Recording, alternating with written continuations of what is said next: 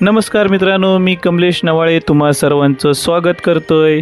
मित्रांनो, महाराष्ट्रातील 11 आणि तामिळनाडूतील 1 अशा एकूण 12 किल्ल्यांना युनेस्कोच्या जागतिक वारसा स्थळ म्हणून मानांकन मिळाले आहे.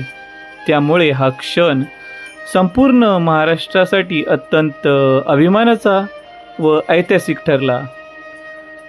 छत्रपती शिवाजी महाराज हे नाव कानावर पडताच प्रत्येक मराठी माणसाचा ऊर अभिमानाने भरून येतो. मुठभर मावळ्यांच्या मदतीने स्वराज्याची मुहूर्तमेंट रोवणाऱ्या महाराजांची गौरवगाथा वर्णवावी तेवढी थोडीच आहे. छत्रपती शिवाजी महाराजांना भारतीय नौदलाचे जनक असेही म्हटले जाते. शिवाजी महाराजांच्या अगोदर भारतात आरमार होते. चोळ, कलिंग राजांकडे स्वतःचे असे आरमार होते.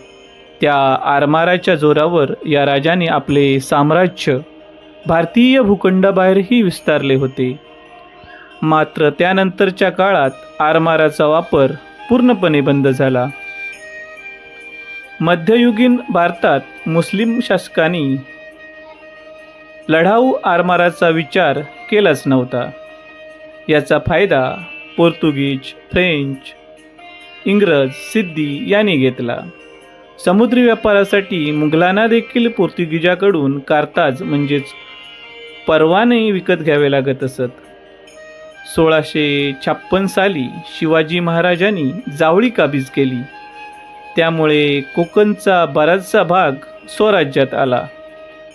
त्या काळात त्याच्यात सिद्धी अनेक झटापटी झाला व ऑक्टोबर 1657 मध्ये महाराजांनी कल्याण आणि भिवंडीचा परिसर आपल्या ताब्यात घेतला.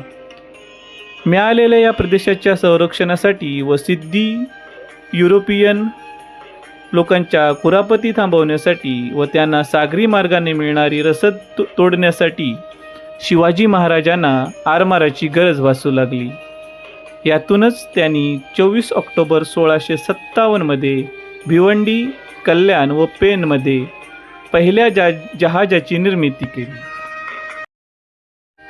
मुघल आरमाराबाबत परावलंबी होते. त्यांनी पश्चिम किनाऱ्याच्या संरक्षणाची जबाबदारी जंजिराच्या सिद्धीवर संपवली होती.